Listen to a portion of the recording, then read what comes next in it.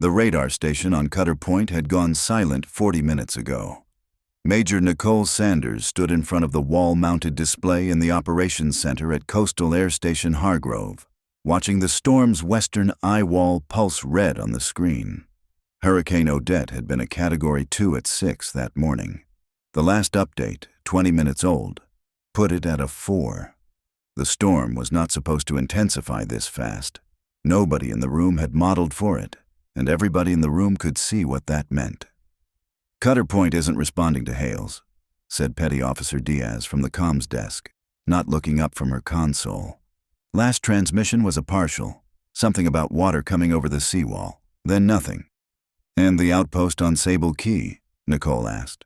"Same, radio silence since 1440. She already knew what was on Sable Key. A 6-person Coast Guard detachment, and, according to the last shift report, a family of 3 who'd been out on their boat when the storm accelerated and had taken shelter in the outpost's reinforced building instead of trying to outrun the surge. 9 people, 1 structure, a storm that had grown 15 knots stronger in under 2 hours. Colonel Marsh came through the double doors still buttoning his jacket, his eyes going straight to the radar display before he'd even reached the desk. He read the numbers the way Nicole had, and his jaw tightened the same way hers had. "Headquarters wants us to hold everything until the storm clears the coast," he said. "No air assets up until conditions are flyable by standard minimums." "By whose minimums?" Nicole said. "Because Sable Key doesn't have until tomorrow morning. That building floods at a 12-foot surge, and Odette's pushing 14, maybe higher with the tide." "I know what the projections say, Nicole."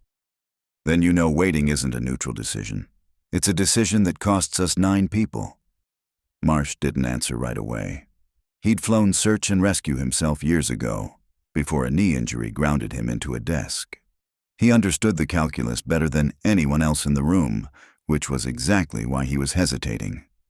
Every pilot he sent up in this was a pilot he might not get back. "The storm's outer bands are already reaching the coast," he said. "You'd be flying into worsening conditions the entire way out, and worse conditions the entire way back. If something goes wrong out there, I don't have a second crew to send after you." "I understand that." "Do you?" He turned to face her fully now. "Because I need someone who understands it, not someone who's already decided to go regardless of what I say." The room had gone quieter around them. Not silent, but quieter. The kind of quiet where people are still working but listening at the same time. Diaz kept her eyes on her console. A young lieutenant near the weather station stopped typing. Nicole held Marsh's gaze. "I'm not asking you to pretend this is safe. I'm telling you it's less dangerous than doing nothing. If we wait for the textbook window, there's no one left on Sable Key to rescue." Marsh exhaled slowly, glancing back at the radar image, at the tight red spiral grinding toward the coastline. He'd known Nicole for 6 years. He'd flown missions with her before he was grounded, and he'd watched her rebuild her flying record piece by piece after the mission that still sat behind her eyes on quiet days, even if she never said so out loud.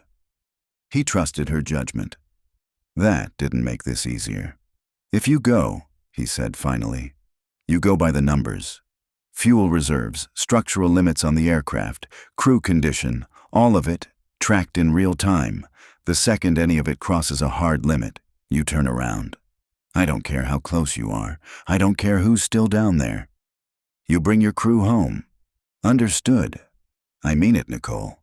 This isn't a discussion we have twice." "I heard you the first time, sir." He studied her for another moment, then gave a short nod, the kind that cost him something to give. "Get your crew together. I want a flight plan on my desk in 15 minutes, and I want to know exactly what your abort criteria are before that aircraft leaves the pad." Nicole was already moving before he finished the sentence, her mind running through names. Who was on shift? Who she trusted with weather like this? Who she'd want beside her if the numbers stopped cooperating halfway through? Outside the windows of the operations center, the sky over Hargrove had taken on the strange yellow-gray color that came before the real wind arrived, the palm trees along the perimeter fence beginning to lean. 9 people were waiting on a stretch of sand that wouldn't exist in a few hours if nobody came for them. She had 15 minutes to build a plan, and considerably less than that to decide who she was willing to ask to fly it with her. The list of pilots qualified for hurricane-adjacent rescue work at Hargrove was short. The list of pilots Nicole would trust with this particular flight was shorter still. She found Lieutenant Marcus Reyes in the ready room, already half into his flight suit, having heard enough from the hallway chatter to guess what was coming. He was 29, sharp with instruments, and had logged more night hoist hours than most pilots twice his age. What he hadn't logged was a storm like this one. Nobody currently on the roster had. "You're with me," Nicole said. "You good with that?" "Wouldn't be putting the suit on if I wasn't, ma'am." It was the kind of answer she expected from him. Confident, maybe a little too confident. The confidence of someone who hadn't yet been humbled by weather that didn't care how many hours he'd logged. She'd correct that if she needed to. Better he hear it from her in the cockpit than learn it the hard way at 300 feet. Sergeant Dana Callahan was already at the aircraft when they reached the flight line, running her hands along the rotor head with the kind of unhurried thoroughness that no amount of urgency ever seemed to rush. Callahan had flown with Nicole for 4 years, including the mission nobody in the squadron talked about directly anymore, the one that had ended with Nicole flying home with an empty seat where her co-pilot used to sit. That storm hadn't even been a named hurricane, just a fast-moving coastal system that had turned a routine medevac into something else. Nicole had made the right calls that night. Every review board had said so, and it had cost her a co-pilot named Danny Okafor anyway. She still ran the numbers of that flight sometimes, late at night, looking for the moment where a different decision might have changed the outcome. She had never found one. That didn't stop her from looking. "Weather's ugly," Callahan said, not as a question. "It's going to get uglier before we're back," Nicole said. "Figured." Callahan closed the access panel and looked up at her, steady. "Bird's ready when you are." Nicole trusted Callahan's hands on that aircraft more than she trusted most instruments, and there was something settling in that trust now, something she'd need in the hours ahead. She checked her watch. 12 minutes before wheels up. She stepped away from the flight line, back toward the hangar's side door, and dialed her son. Tyler picked up on the second ring, the sound of a television show behind him, ordinary and unaware. "Hey, Mom.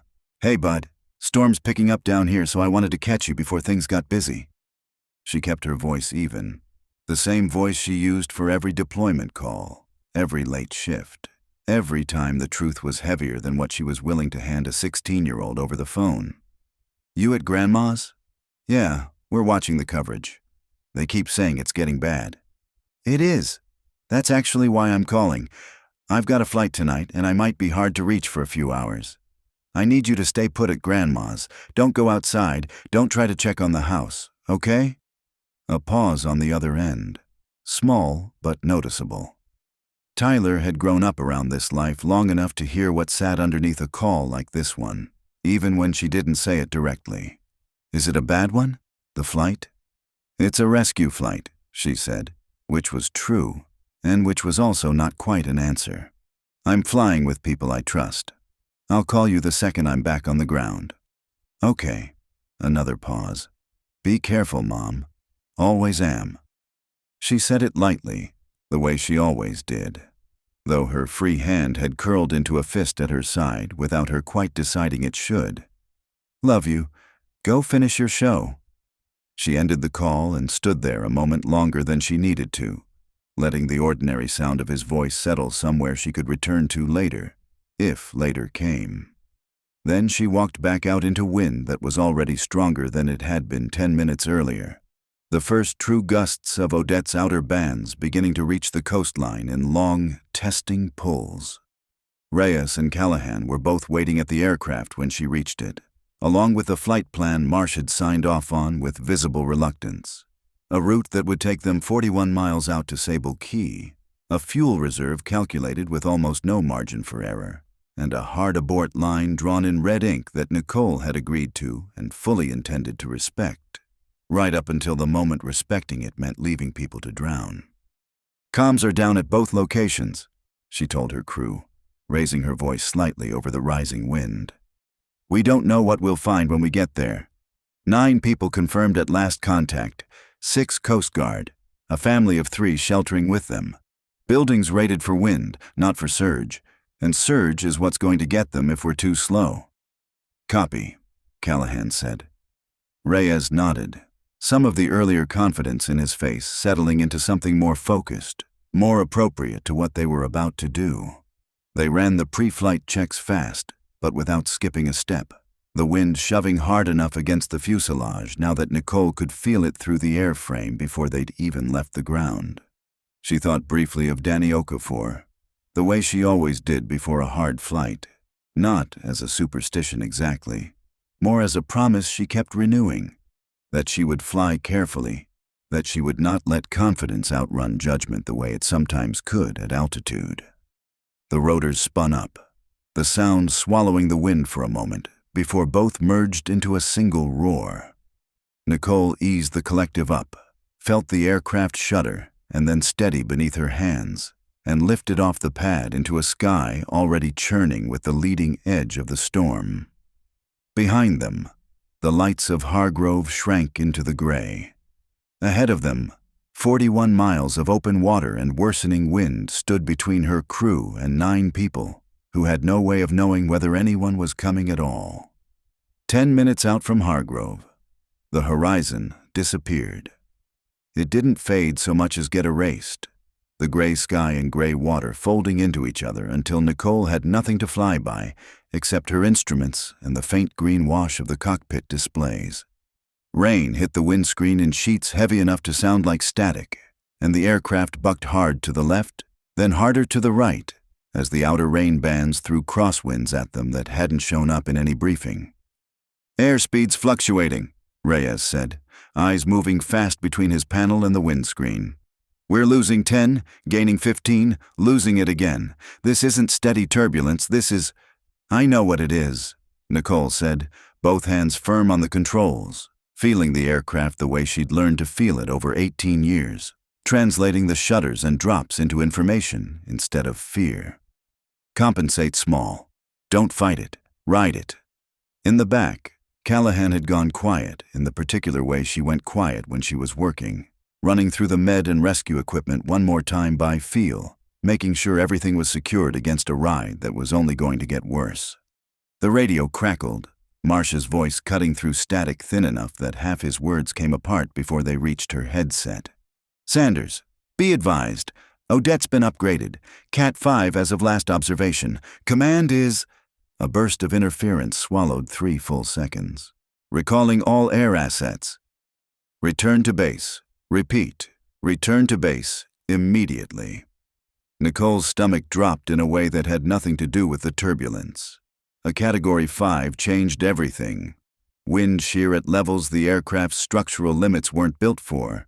Surge heights that would already be swallowing low ground. Visibility dropping toward 0. Turning back now was the textbook answer. It was also the answer Marsh had all but promised her he'd give, the moment the numbers crossed his hard line. "Say again, last transmission broken," she said into the radio, which was true, and also bought her 4 seconds to think. Reyes glanced over at her, something tightening in his jaw. "Ma'am, if that's a recall order—" "I heard it," Nicole said. "Then we need to turn around. That's a direct—" "I heard it, Reyes." Her voice stayed level, but there was iron under it now. "I also heard Diaz's last transmission from Sable Key before comms went down. Water over the seawall. That was 40 minutes ago, in weather that's gotten measurably worse since. If we turn around now, there is no second flight. Nobody else is coming for those people tonight."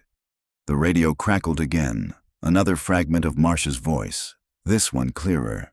"Acknowledge and confirm you are returning to—" Nicole reached out and, for the first time in her career, keyed off the transmission without answering it directly. Not a defiance shouted into the storm. A decision made in silence, the kind that would have consequences later that she'd have to stand in front of and explain. She was choosing to make it anyway. "We're continuing," she said to her crew, loud enough to be heard clearly over the rotor noise and the rain. "I need both of you with me on this, eyes open, calling out anything that doesn't look right. If either of you has a problem with that, say it now, because once we're past this point, we're committed." A beat passed. Callahan's voice came steady from the back. "I'm with you, Major." Reyes hesitated a half-second longer, his hands still tight on his side of the controls, the recall order clearly warring with something else in him. Trust, maybe, or the simple fact that turning back now, alone, wasn't something he was prepared to argue his way into. "Copy that," he said finally. "I'm with you. Just talk me through it if it gets worse than this." "It's going to get worse than this," Nicole said, not unkindly. "That's why I need you sharp, not scared. There's a difference." They pressed on, the aircraft climbing and dropping in pockets of turbulence that threw warning lights across the panel in irregular bursts.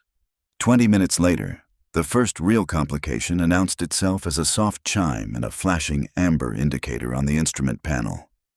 "Rotor icing advisory," Reyes read off, voice tight. "Outside air temps dropped enough with the altitude change. We're picking up ice on the blades." Nicole felt it before he finished the sentence, a faint new vibration running up through the controls, the particular wrongness of rotors carrying weight they weren't built to carry. "Anti-ice is on." "On and maxed. It's not keeping up. Take us down 200 feet. Warmer air might shed some of it." She adjusted the collective as she spoke, easing the aircraft into a shallow descent, watching the vibration through her hands more than the gauges, the way she'd learned to read an aircraft in trouble. The chime faded after a long half-minute, the amber light steadying back to green, but the fuel gauge told a less forgiving story. The fight against headwinds and the detour in altitude had eaten into their margin faster than the flight plan accounted for. "Fuel's going to be tight," Callahan called from the back, having done the same math Nicole was doing. "Tighter than the plan." "I know," Nicole said. "We'll have enough to get there. Getting back is going to depend on how fast we work once we're on scene." Nobody said anything else for a moment, the three of them absorbing what that meant without needing it spelled out further. That the cushion Marsh had insisted on, the hard red line meant to guarantee they came home safely, had just gotten thinner than any of them wanted to admit out loud. Ahead, through a brief tear in the rain, Nicole caught the first flicker of white water breaking wrong, waves climbing and colliding in the churn of a coastline that was no longer entirely a coastline. Sable Key was close. What they'd find there was still a question none of them could answer yet. Sable Key came into view in pieces, a strip of sand mostly submerged, a scatter of debris that used to be a boat dock and the outpost building itself, squatting low against a surge that was already lapping at its foundation. "There," Reyes said, pointing through the rain-streaked windscreen. "West side of the roof looks caved in." Nicole brought the aircraft into a slow, circling pass, low enough to get eyes on the structure without dropping into the worst of the wind shear coming off the building's angles. What she saw didn't match the last report.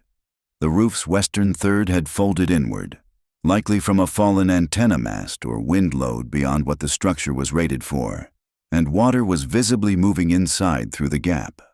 A single flashlight beam swung up toward them from what looked like the building's remaining dry corner, waving in a slow, deliberate arc. Someone was still alive down there, and they knew help had arrived. 9 people, 1 building, and it's taking on water, Nicole said, mostly to herself, running the shape of the problem the way she'd run 100 problems before, except none of those had come with a fuel gauge this unforgiving. "Callahan, how's the hoist rigging?" "Ready to go. Basket first pass or the rescue strop?" "Basket. It's slower, but with a kid down there, I want them secured, not swinging on a strop in this wind." Nicole eased the aircraft into position, fighting a crosswind that kept trying to walk them sideways off the hover point. "Here's our problem. We don't have fuel for a leisurely multi-trip extraction. Every minute we hover here burns reserve we need to get home. But if we try to rush this and take shortcuts on securing each hoist, somebody gets hurt on the way up, or worse, falls." "So what's the call?" Reyes asked. "We go as fast as safety allows, no faster. 1 continuous hover if the aircraft and the wind will let us hold position, cycling the basket down and up without breaking off in between. It's a longer single hover instead of several shorter ones with repositioning in between. Repositioning costs us more fuel and more time than it saves. She glanced at the fuel gauge again, doing math she didn't like the answer to. It's tighter on margin. But breaking hover and re-establishing it 5 separate times in this wind burns more than holding steady does. Callahan, I need you calling every basket cycle, and Reyes, I need constant crosswind correction feedback, because I'm going to be fighting to hold this exact spot for longer than either of you have probably ever held one. Copy, Callahan said, already sliding the side door open, wind and rain tearing into the cabin. The first 2 hoists went as well as anything could in that wind. 2 Coast Guard petty officers, soaked and shaking but steady, guided into the aircraft by Callahan's sure hands. The third was a young enlisted man with a shoulder injury, wincing through the basket transfer but saying nothing, gritting it out because he could see there wasn't time for anything else. Nicole held the hover through all 3, the aircraft trembling under her hands with the effort of standing still against wind that wanted it anywhere else, her arms already aching in a way she knew would turn to fire by the time this was over. The complication came on the 4th cycle. Callahan's voice came sharp over the intercom. We've got a problem. There's a mother down there with a kid, maybe 6 years old, refusing to let go of him for the basket. Says she won't send him up alone. She doesn't have to, Nicole said. Basket's rated for 2 if they're both secured and the kid's small enough. Tell her to hold him tight to her chest, strap them in together, and don't let go of the rail. That's going to slow this cycle down. I know. Do it anyway. We are not separating a scared 6-year-old from his mother 40 feet above open water in this wind. Full stop. Nicole said it without heat, but with a finality that ended the conversation. Some choices had a clean, obvious right answer, even inside a situation with no good options left, and this was one of them. The extra weight and the extra time cost them nearly 90 seconds more than the plan allowed, the aircraft shuddering harder as a gust caught it broadside, and Nicole fought the cyclic to hold the hover point, sweat mixing with the rain already soaking through her flight suit. The fuel warning light clicked on amber as the mother and child cleared the cabin door, Callahan hauling them in and cutting them free of the basket rigging in one smooth motion. 4 to go, Callahan called. Building's roof just shifted again on the west side. I don't like how it's settling. Then we move faster, not slower, Nicole said. Keep the cycles tight. Talk to me the second anyone's not secured properly.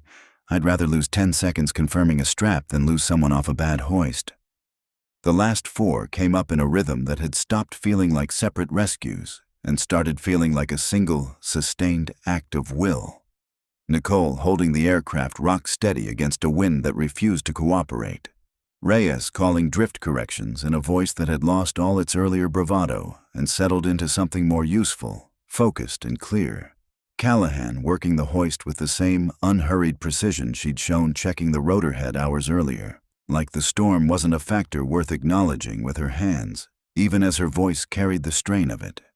When the last survivor, the outpost's senior chief, cleared the door and Callahan called, "All secure, cabin's full," Nicole felt something in her chest loosen for the first time since they'd lifted off from Hargrove. She didn't let it show. There wasn't time for that yet. "Fuel status," she said instead, already banking the aircraft away from the building and pointing them back out over water that looked, if anything, angrier than when they'd arrived. "Tight," Reyes said, reading the numbers with a flatness that didn't hide how tight he meant. "Real tight, Major." 9 people sat crowded in the back of an aircraft built to comfortably carry 6, soaked and shaking and alive, and ahead of Nicole lay 41 miles of hurricane between where she was and where she needed to be, with less fuel to cross it than the flight plan had ever accounted for. The flight back felt longer than the flight out, though the distance was the same. Nicole kept the aircraft as low and as fast as the wind allowed, threading a path through rain bands that seemed determined to push them off course every few minutes. Behind her, 9 survivors sat wrapped in the thin emergency blankets Callahan had passed back, the mother still holding her son against her chest even though the basket straps were long gone. The boy asleep now against the exhaustion and the engine noise in a way that only children could manage in the middle of a disaster. The fuel warning stayed lit the entire way, a steady amber presence Nicole had learned not to stare at, because staring at it wouldn't change the number. She flew the numbers Reyes called out instead, adjusting airspeed by increments to find the balance between getting home faster and burning fuel slower, a calculation with almost no room left for error. Hargroves lit up, Reyes said finally, relief cutting through the fatigue in his voice as the first hazy lights appeared through the rain. "We've got it." They sat down on the pad with the fuel gauge reading numbers Nicole didn't want to think too hard about, the rotors winding down into a silence that felt strange after hours of noise and strain. Ground crew swarmed the aircraft before the blades had fully stopped, helping survivors down, wrapping them in dry blankets, guiding them toward the waiting medical tent. Nicole sat in the pilot's seat a moment longer than necessary, her hands finally allowed to unclench from the controls, feeling the shake that had been waiting behind her composure, the entire flight finally catch up with her now that it was safe to let it. Colonel Marsh was waiting on the tarmac when she climbed down, his expression a complicated mixture she didn't try to read too closely in the first few seconds. "My office," he said. "Once you're checked by medical and your crew's squared away. Not before." "Yes, sir." He didn't say anything else, just turned and walked back toward the operations building through wind that was finally beginning to ease as Odette's eye moved past the coastline. Nicole understood the conversation waiting for her in that office would not be a comfortable one, and she found she didn't have the energy left to dread it. She had made the choice she'd made. She would stand in front of it. That conversation, when it came 2 hours later, was quieter than she expected. Marsh sat behind his desk, the reprimand clearly prepared and equally clearly harder to deliver than he'd anticipated, now that 9 people were alive in a way they wouldn't have been otherwise. "You disobeyed a direct recall order," he said. "I need you to understand that this goes in your record regardless of outcome. I can't pretend it didn't happen because it worked out." "I understand that, sir." "Do you?" He studied her for a long moment, the same question he'd asked her hours earlier, before she'd left the ground. "Because from where I sit, you gambled your crew's lives on a call that could have gone the other way just as easily." "I know," Nicole said, and meant it. No defensiveness in it, just the plain weight of the truth. "I made the best decision I could with what I had in front of me. I don't know how to promise you I wouldn't make the same call again, sir, because I would. I'd just try to make it faster next time so we'd have more fuel to work with." Marsh almost smiled at that, though he caught it before it fully formed. "That's not the answer that keeps you out of trouble." "No, sir, it's just the true one." He let out a long breath, some of the tension leaving his shoulders. "The reprimand stands.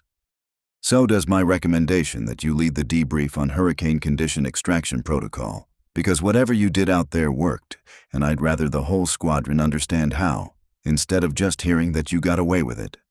It wasn't forgiveness, exactly. It was something more useful than that. Acknowledgement, and the kind of trust that got rebuilt one hard decision at a time." Nicole found Callahan and Reyes afterward in the empty hangar, both of them still in damp flight suits. Both of them quiet in the particular way people got after living through something together that words hadn't quite caught up to yet. Nobody said much. Reyes finally broke the silence.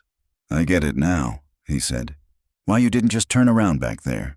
You did your job well tonight," Nicole told him. "Both of you did. It was simple, and it was enough."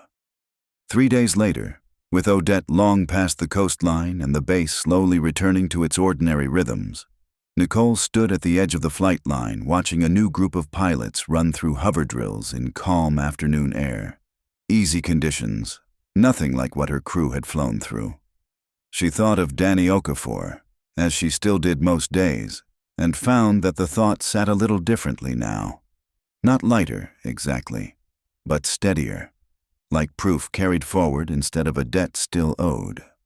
Leadership, she'd learned a long time ago and relearned again 3 nights past, was never about the absence of fear.